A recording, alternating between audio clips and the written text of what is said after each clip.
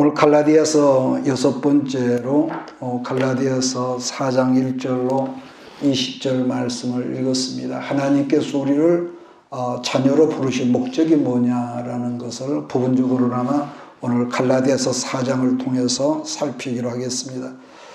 오늘 우리가 같이 읽은 갈라디아서 4장에서는 하나님의 자녀로서의 유업인 상속에 대한 말씀을 하고 있지요. 갈라디아 성경 4장을 들어가기 전에 바울은 그 당시 로마 시대의 문화를 설명하고 있다는 점을 여러분 참고를 해야 할 것입니다.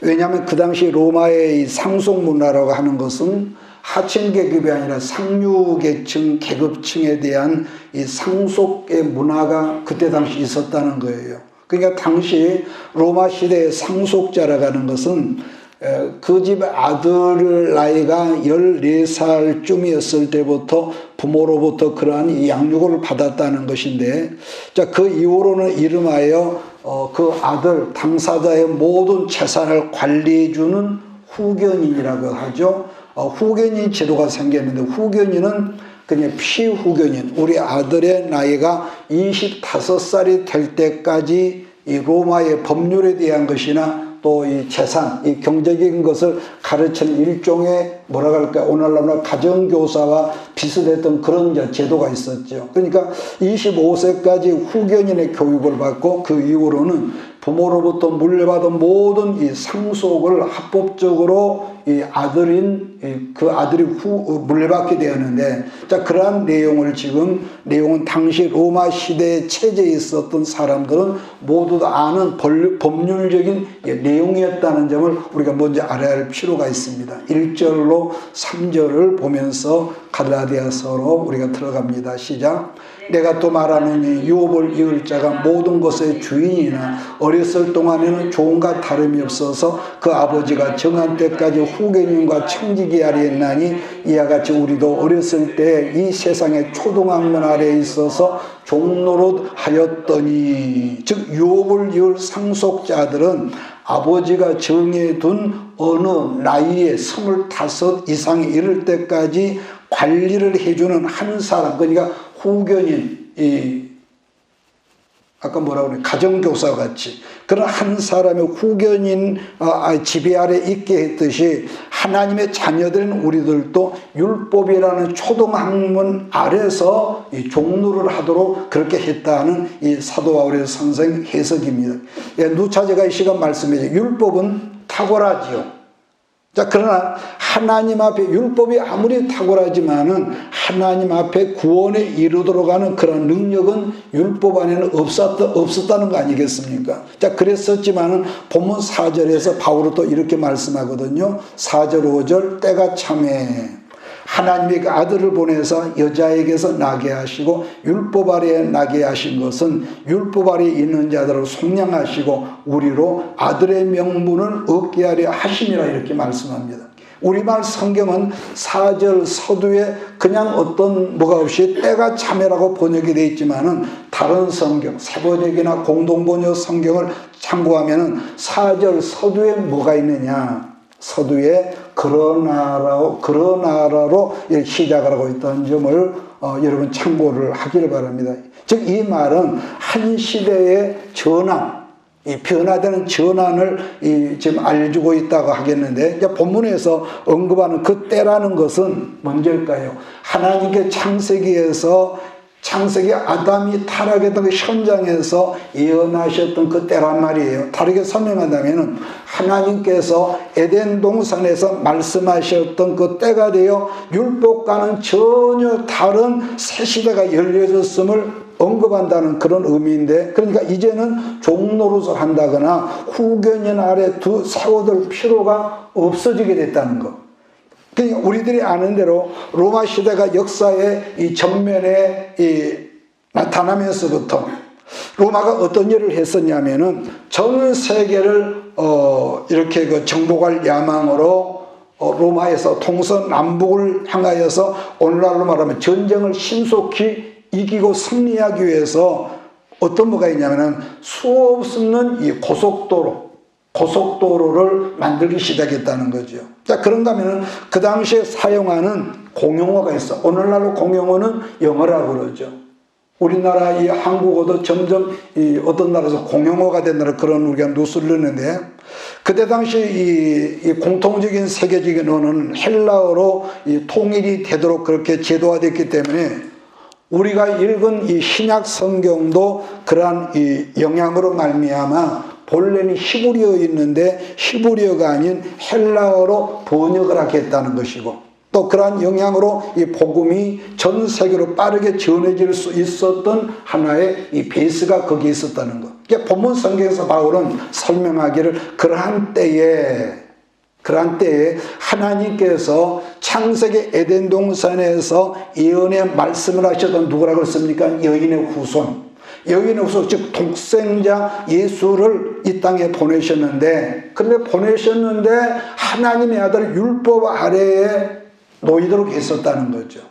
그러니까 여인의 후손으로 오셨다는 말은 예수님은 성령으로 이 땅에 오셨고 성령으로 여자의 밭에 잉태가 되도록 하셨지만은, 그러나 다윗의 족보를 통해서 오셨기 때문에 예수는 분명 사람으로 오셨지만 그분은 우리들처럼, 여러분과 나처럼 남자로 말미암아 이 세상에 오신 분이 아니라 성령으로 말미암아 여자의 밭을 통해서 이 땅에 사람을 오셨다. 자, 여러분 이 한문자로 남자란 이 한문을 보면은요, 밭 전자 아래에 흰 역자가 붙어 있습니다. 그 다음에 자는 아들자란 말이에요. 즉 이 세상 모든 사람은 남자, 즉 생물학적 용어로는 수컷을 통해서 세상에 태어나지만은, 그러나 예수님은 하나님의 성령으로 여자의 밭에 직접 성령으로 잉태되었기 때문에 아담의 DNA가 전혀 상관이 없는 완전한 인간이시며 완전한 여러분 하나님이셨다는 것을 성경 그렇게 우리에게 말씀하죠. 또 하나, 율법 아래에 태어나셨다는 말은 예수님도 우리와 똑같이 육신을 가진 사람이었기 때문에 율법으로는 사망 선고를 받을 수밖에 없는, 소망이 없는 완전한 인간이었다, 육체를 가진 인간이었다는 설명인데, 이 말을 바울은 5절에서 율법 아래에 있는 모든 사람을 속량시키시고 온전한 하나님의 자녀들로 입양시키기 위해서 온전한 인간으로 오셨어야 할 필요에 대해서 지금 설명을 하고 있다는 거죠. 그 다음에 본문에서 속량 혹은 대속이라는 말은 여러분하고 내가 하나님 앞에 치러야 할 뭐겠습니까? 이 원죄, 죄에 대한 대가를 당신의 몸으로 모두 이것을 지불했다는 뜻인데, 그게 바로 십자가에서 죽음을 의미하는 거죠. 자, 그래서 그런 의미에서 우리가 히브리서 8장을 한번 찾아보겠습니다. 히브리서 먼저 8장 7절을 보면 이런 말이 있거든요. 저 첫 언약이 무음하였더라면 그 다음에 둘째 것을 요구할 일이 없었으려니와.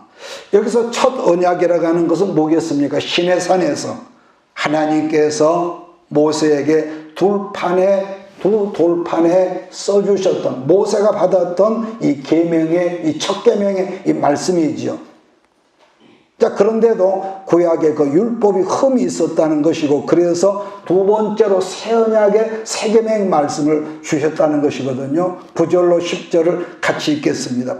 히브리서 8장 9절 10절 시작. 또 주께서 이르시기를 이 언약은 내가 그들의 열조의 손을 잡고 애굽 땅에서 인도하여 내던 날에 그들과 맺은 언약과 같이 아니하도다. 그들은 내 언약 안에 머물러 있지 아니하므로 내가 그들을 돌보지 아니하였노라. 또 주께서 이르시되 그날 후에 내가 이스라엘 집과 맺을 언약은 이것이니 내 법을 그들의 생각에 두고 그들의 마음에 이것을 기록하리라. 나는 그들의 하나님이 되고 그들은 내게 백성이 되리라. 아멘.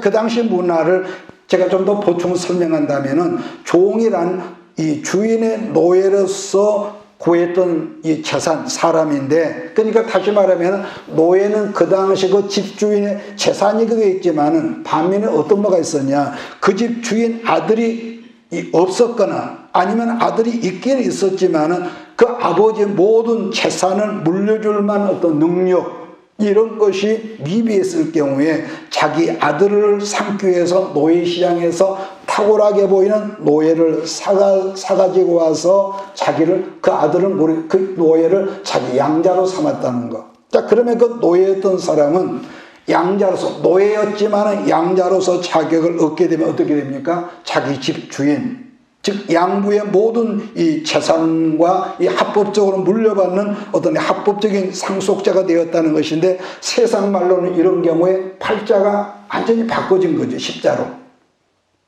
그런 인생이 됐단 말이에요. 자, 그런데 말입니다.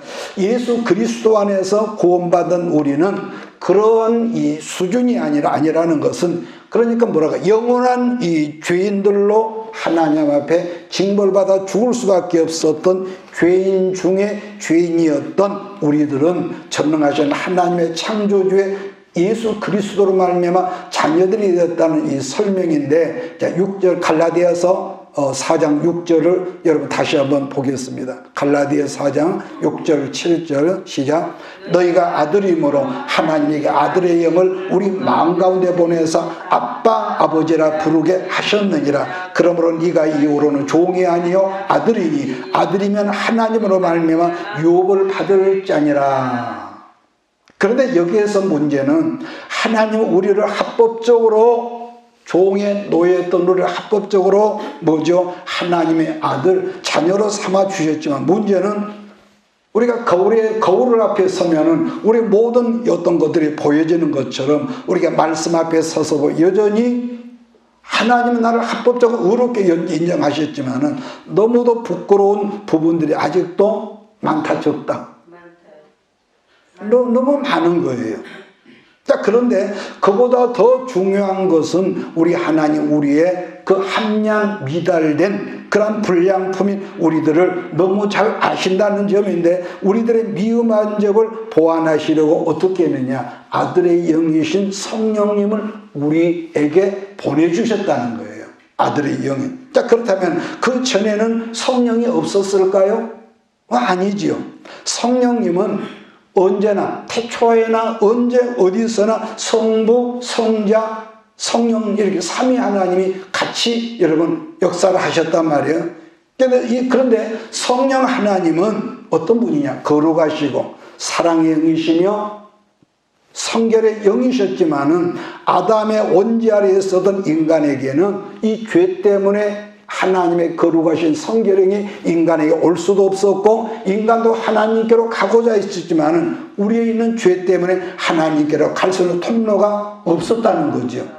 구약에서 그 유일한 통로가 뭐냐면은 어린 양이신 그림자로서의 제물, 곧 짐승의 피로서 사람을 대신하여 제사를 제물로 드렸는데, 하나님께서 엄선하신 사람 누구겠습니까? 택하신 사람, 곧 모든 백성들의 대표자 격이었던 네이지파에서 세워진 제사장으로 하여금 피의 제사, 사람이 죽어야 할 그 번제단에 사람 대신에 하나님의 택하신 어린 양 짐승의 피로서 여러분과 나를 대신해서 제사를 드리게 했는데, 그러니까 하나님께서 엄선한 사람 누구라요? 그 사람이 제사장.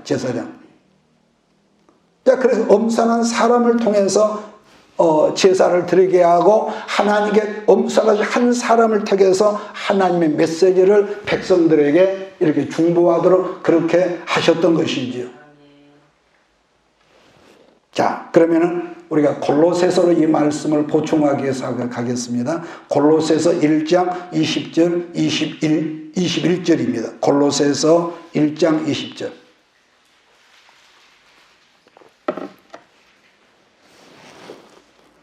골로새서 1장 20절입니다. 같이 읽을까요? 너희가 아들이므로 하나님의 그 아들의 영을 1장 20절이요? 예. 그게 십자가예요. 아, 그렇습니다. 내가 잘못 썼나? 그게 십자가예요. 잠깐만요.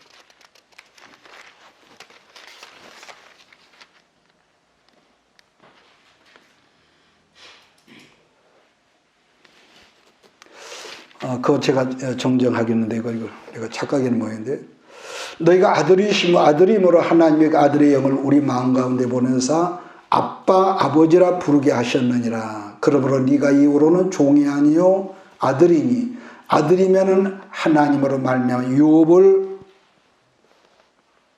이을 자니라. 갈라디아 4장 6절 7절 그 말씀인데. 제가 착각했습니다. 갈라디아서 4장 6절 7절 다시 읽습니다. 시작. 너희가 아들임으로 하나님의 그 아들의 영을 우리 마음 가운데 보내사 아빠 아버지라 부르게 하셨느니라. 그러므로 네가 이후로는 종이 아니요 아들이니 아들이면 하나님으로 말미암아 유업을 받을 자니라. 특히 여기서 우리가 18절인가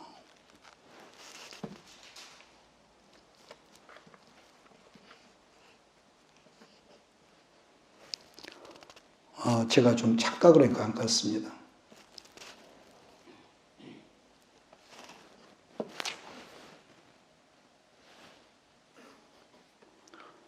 예, 9절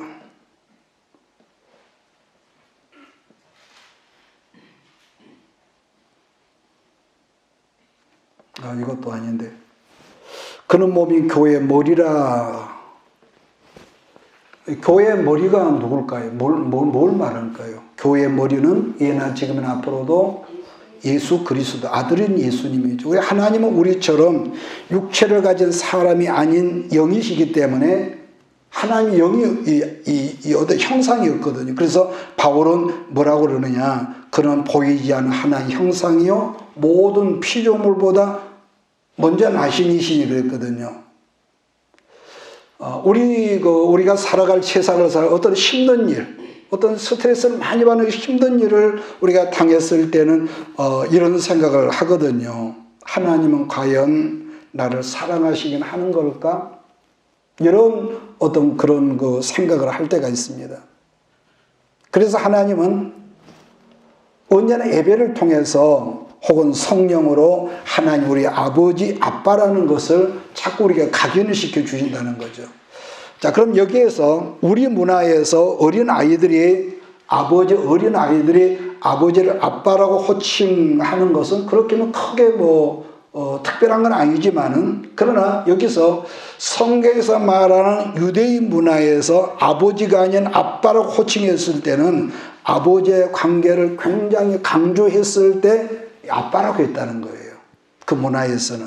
자, 그러면은 여기서 우리가 말을 좀 바꾸어서 유대인들이 하나님을 아빠라고 했을 때는 어떤 마음이었을까? 그냥 성경에서 그랬더라가 아니라, 그러니까 그 당시 유대인들은 하나님을 아버지라고 부르기는커녕 우리가 아는 대로 말씀을 읽을 때나 성경을 필사를 했을 때도 하나님이란 단어가 나오면은 그냥 말하지 않고 침묵하고 그냥 다음으로 넘어간다든지, 아니면 필사를 했을 때도 붓을 빨든지 붓을 맑음으로 씻거나 아니면은 입었던 옷을 벗어버리고 새로운 옷으로 갈아입을 정도로, 그러니까 하나님과 엄청난 경외심과 아울러서 더불어 두려움을 가지고 있었기 때문에, 그러니까 유대인 문화에서 하나님은 절대로 어떤 하나님이었을까요? 포근하거나 친근한 그런 부자관계가 아니었다는 거죠.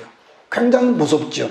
자, 그랬었는데 그 두렵고 먼데 계시던 그 하나님, 이제는 여러분과 나와의 관계가 아빠, 아버지로서의 친근한 관계가 되었다면은 그들에게는, 그들 문화에서는 아마 하늘이 갈라지는 큰 충격이 아니었을까.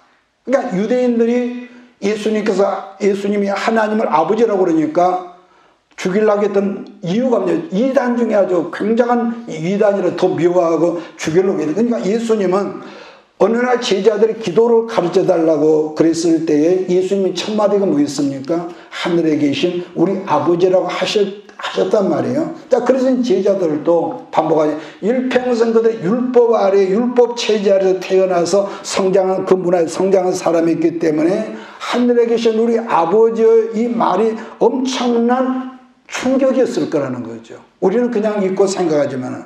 그래서 바울은 갈라디아서 4장 7절에서 우리는 하늘의 유업을 이어받을 상속자라는 말을 이렇게 하고 있거든요.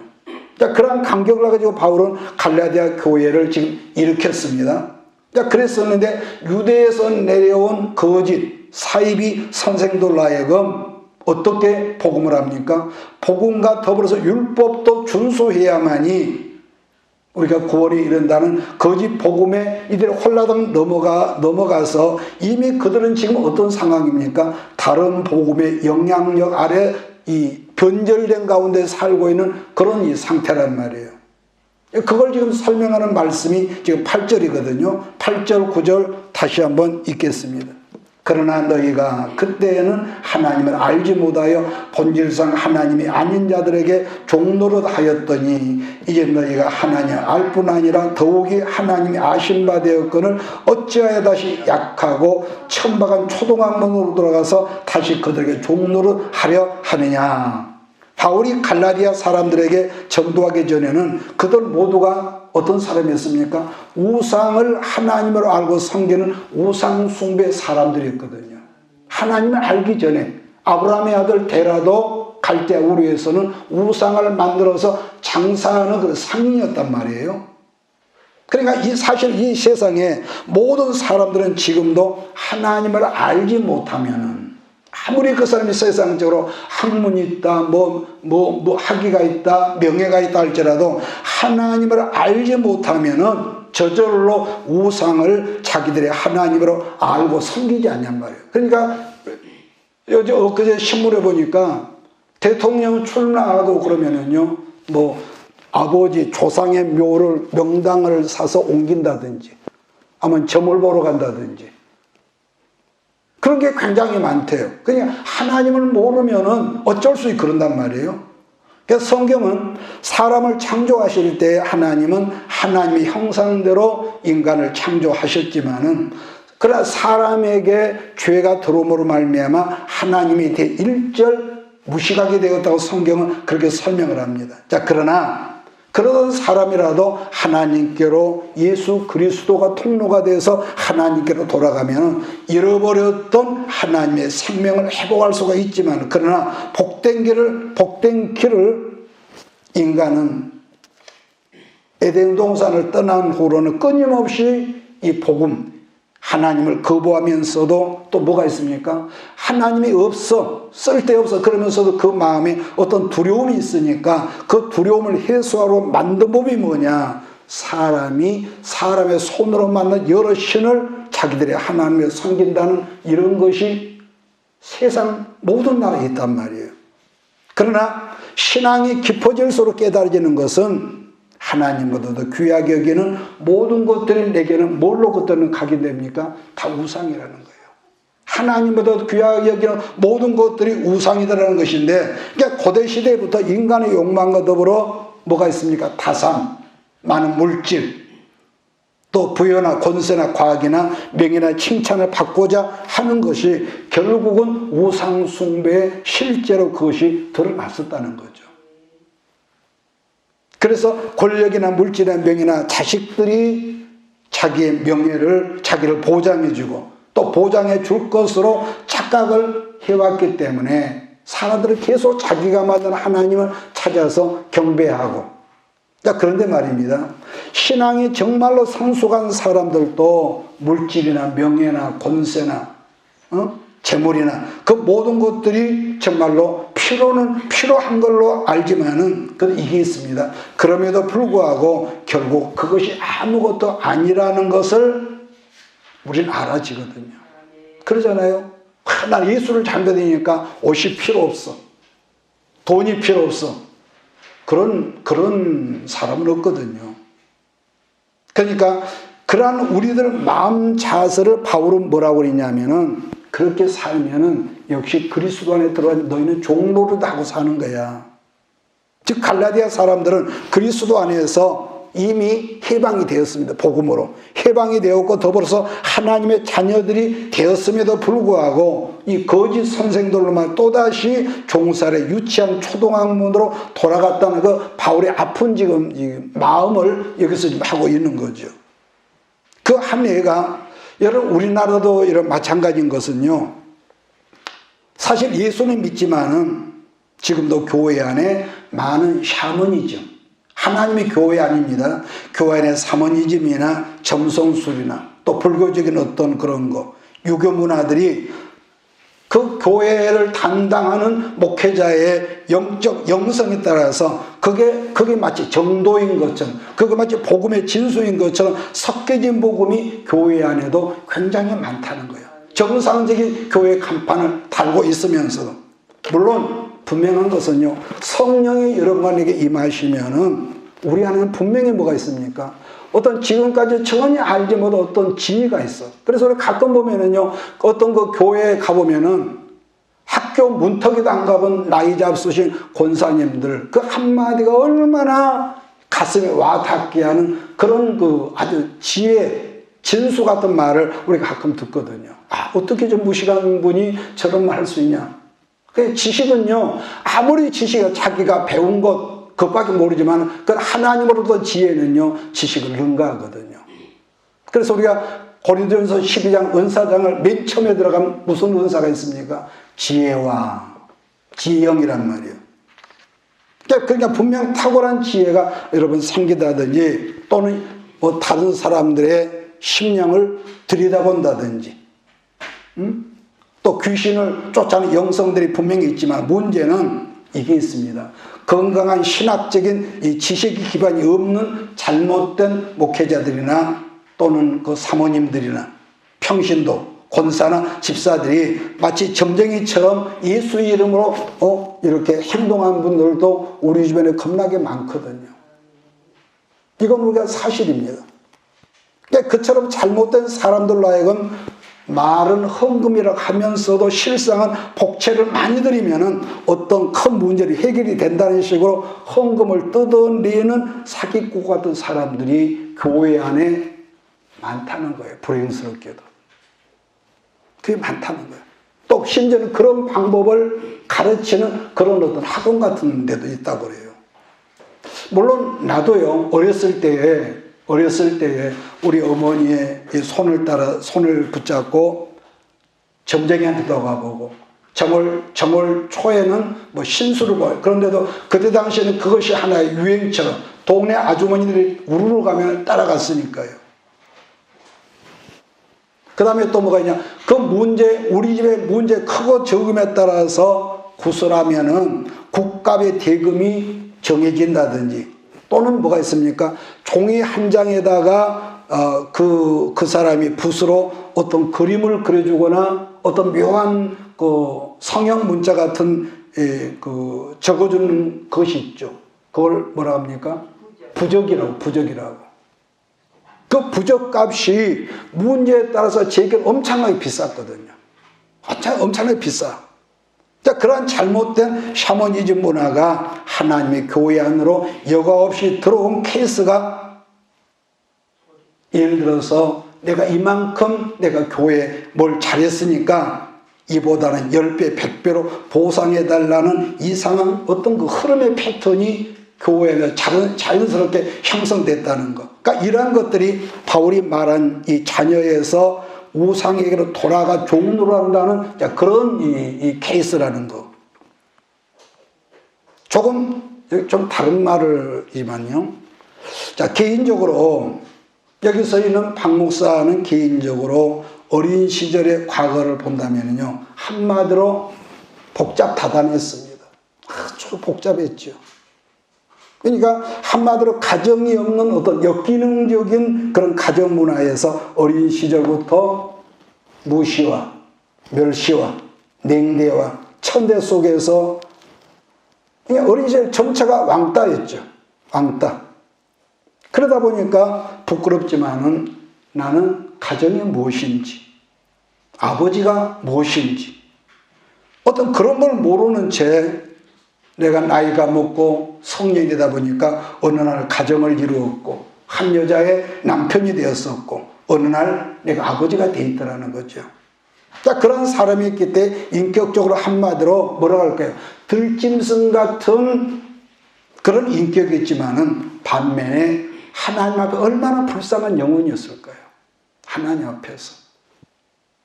그런 들짐승 같은 내가 그럼 어떻게 언제보다 가정이 얼마나 이 땅에서 세상에서 중요한 기간이라는 걸 깨닫고 알게 되었었냐면 한마디로 여러분 성경 공부였습니다. 성경 공부였어. 나는 전혀 몰랐거든. 몽통이 하나님 말씀이었습니다.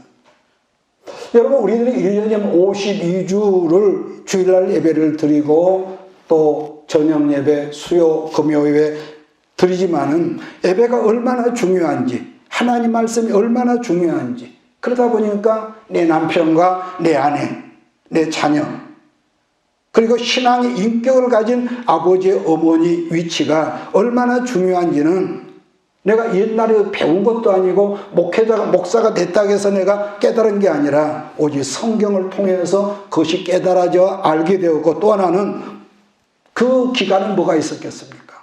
무섭고 외롭고 쓸쓸했고 가난했고 그런 길고 긴 광야 생활을 통해서 점점점 깨달아 알게 되었고 젊었을 때는 아마 거의 우리가 강주에 와서만도 1년이면 그때는요 새벽 예배가 끝나면 거의 눈이 오나 비가 오나 무등산에 올라갔어요.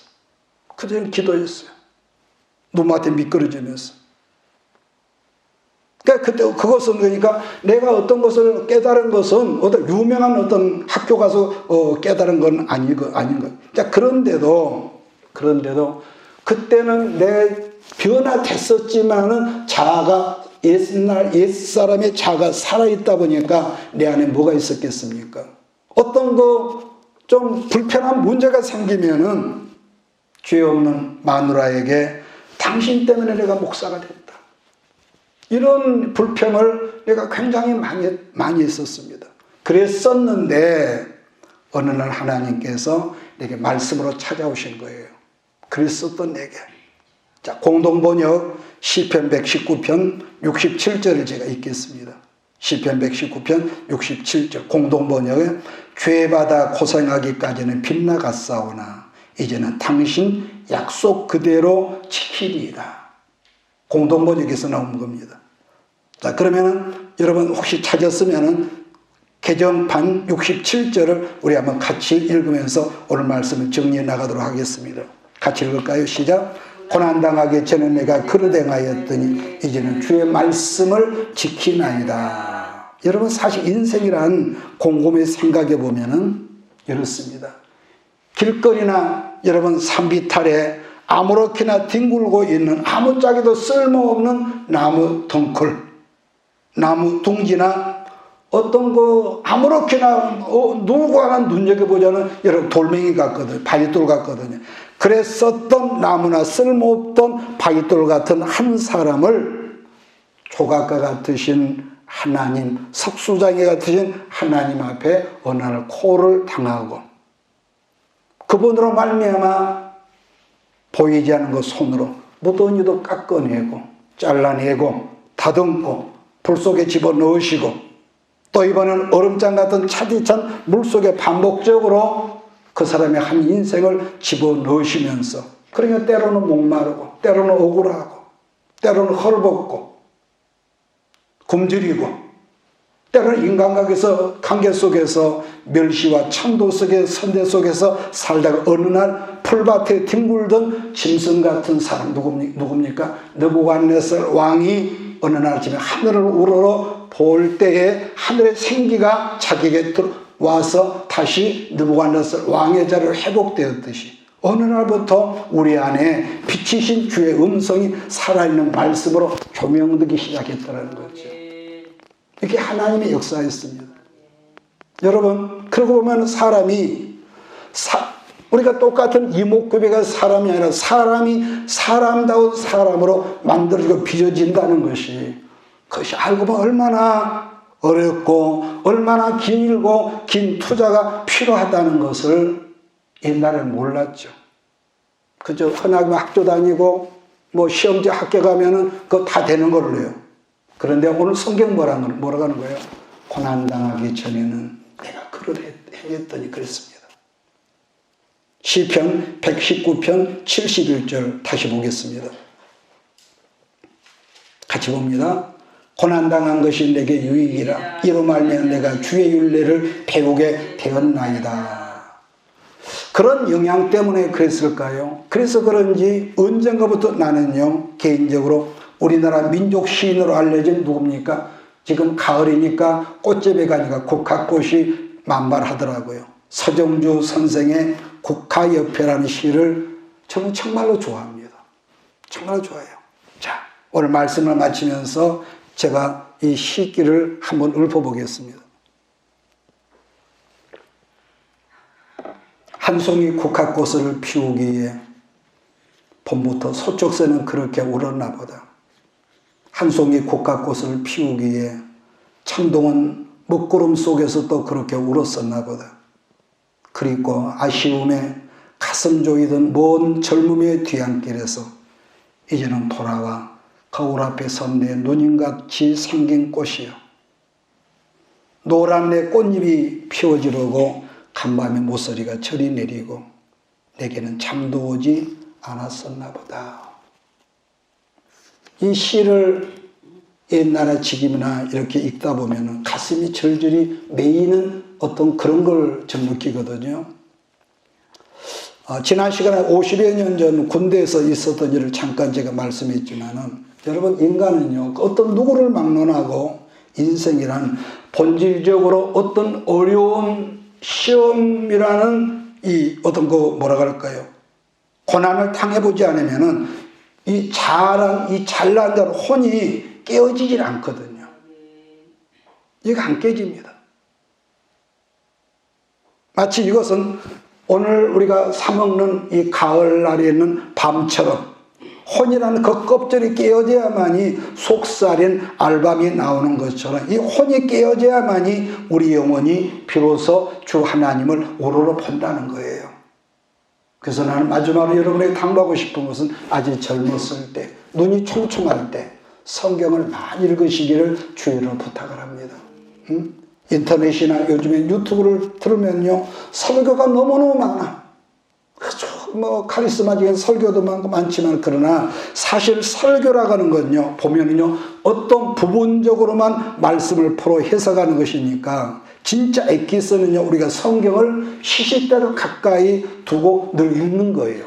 이게 가장 정확한 대안입니다. 그러니까 성경을 읽다 보면은 나중에 성경을 해석해줘요.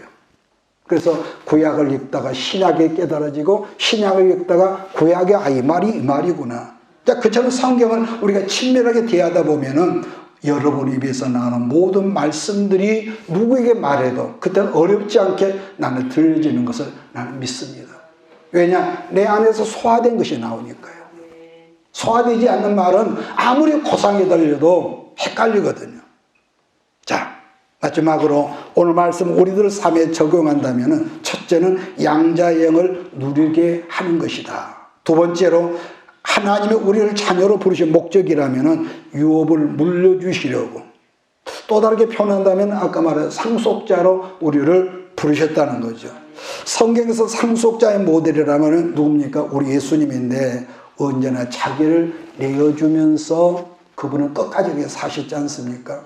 그냥 하나님께서 아들인 예수를 보내주신 이유라면은, 첫째는 우리를 죄 가운데 구원하시기 위함이고, 또 그 다음에 상속자가 유업을 입게 하는 자로서, 그다음 우리들도 이 유한한 인생, 우리 아무리 건강관리하고 뭘 먹고 운동하고 뭘 다 해도요, 우리 인생은 스피아가 있다 없다? 스피아가 없어요. 절대 스피아가.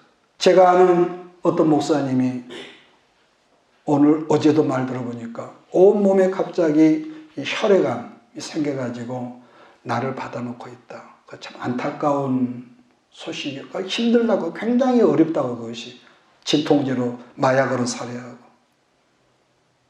그분이 그랬겠어요? 굉장히 부유했는데. 그런데도 우리는, 제가 늘 자꾸 말한 거 있죠. 우리가 4월, 5월, 6월, 7월, 8월 살면서 길거리에 나무들이 너무 무성하고 새파래서 저 나무잎이 과연 떨어질까 생각도 못하죠. 그런데 9월이 지나고 서늘한 가을바람이 불면 서서히 약속해 놨는데 나무잎이 변색이 되고, 그 다음에 우수수수 떨어져서 사람들이 그 나무잎을 짓밟고 다니더라는 거죠. 인생이란 그런 것이다. 그러므로 뭘 말하고 있냐? 염세적인 어떤 걸 말한 게 아니라 우리는 유한해. 아무리 우리가 살면서 건강 관리하고 그래야지만은 그런 게 있단 말이에요. 그래서 잃어버린 영혼들과 우리가 해야 할 일은 잃어버린 예수를 믿고 있지만서도 신령한 에너지가 고갈된 영양실조 사람들을 위해서 우리를 부르셨고, 내가 뭘 한다? 아니요. 우리는 통로예요. 그들을 살리라는 말씀이고, 그러한 일을 하기 위해서 어느 날 전혀 우리의 의지와 상관없이 우리를 하나님께서 내가 너를 좀 써야겠다. 내가 너 이 컵으로 내가 너를 쓸게. 부르셨다는, 콜했다는 거예요. 그래서 이 세상에는 언제 어느 때나 더 중요한 것들이 있고 중요하지만은 조금 덜 중요한 것들을 구분할 줄 아는 사람이 그 사람의 성숙한 사람이라고 했던 말을 여러분 기억할 거예요. 여러분 그래요. 이 세상에 중요하지 않은 것이 어디가 있겠습니까? 당장 내가 안경을 벗어버리면은 글자를 내가 정확히 못 본단 말이에요. 이게 중요해. 중요하지만은 더 중요한 것을 붙들고 더 중요한 그걸 목적을 삼고 인생을 살 때 우리 하나님은 여러분과 우리 인생에 결국은 뭘 보상하실까요? 풍요한 물된 동산과 같은 은혜의 혜택을 여러분과 우리 모두에게 누리게 하실 것을 믿습니다. 믿습니까? 그러므로 이게 있습니다. 내가 자유하지 않으면 그 누구를 만나도 자유하게 할 수 없다. 그래서 우리가 찬양 부르잖아요. 솟아 흘러 넘쳐라. 바로 그거거든요. 흘러 넘치지 않으면은 겨우 나만 먹고 내 피로만 채우고, 그러면 우리는 세상과 똑같은 사람, 내가 차고 넘치는 그런 은혜를 우리가 누릴 때에 내가 자유할 다른 사람을 여러분 자유케 한다는 거 아니겠습니까? 주의 부르심의 목적이란 예수를 만나는 사람들마다 다 살아난 것처럼, 그렇죠? 살아났고 예수를 만나는 사람마다 전부 다 죽음의 자리, 무덤의 자리에서 문둥병자가, 혈루병 앓는 여인이, 귀신 들린 사람이 소송했다는 말씀처럼 바로 그렇습니다. 성령으로, 예수 그리스도 성령으로 말미암아 채워지고 훈련되고 만들어진 여러분과 나를 만나지는 모든 사람들에게 예수님과 같은 은혜의 혜택을 주시게 하려고 여러분과 나 부족한 우리를 부르셨기에 우리는 하나님 나라, 결론은 뭡니까? 청직이며, 그걸 우리는 뭐라 하죠? 너는 하나님의 쓰임받는 사명자다. 만약 이것이 없이 그저 먹고 살고 뭐 좋은 옷 입고 좋은 집 짓고, 이건 유치한 거죠.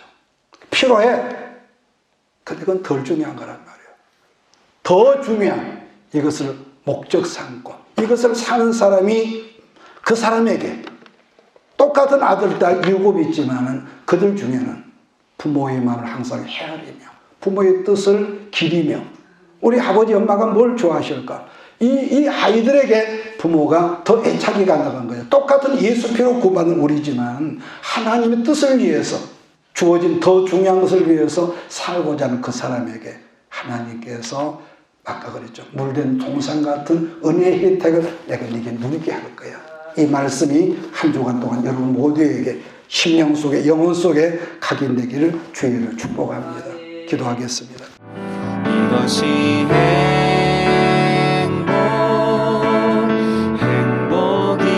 행복이라오. 세상은 알 수 없는 하나님 선물. 이것이 행복이라오. 하나님의 자녀로 살아가는 것.